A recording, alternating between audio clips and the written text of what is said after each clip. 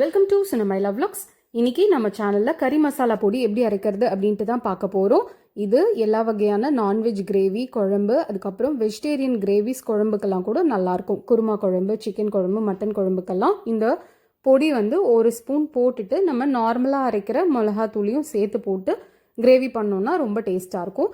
அதுக்கு தேவையான பொருள்லாம் பார்த்துடலாம். தனியா 200 கிராம், நான் காஷ்மீரி மிளகாய் எடுத்திருக்கேன் கலருக்காக, காரமும் கம்மியாக இருக்கும், 100 கிராம். சோம்பு 50 கிராம், கசகசா 50 கிராம்,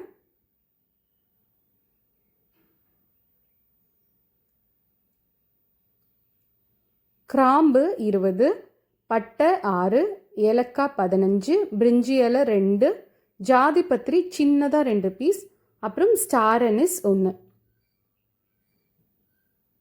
அதாவது அன்னாச்சி பூன்னு சொல்லுவாங்க இல்லைங்களா, அந்த இது வந்து 1, மிளகு 25 கிராம், சீரகம் 25 கிராம்.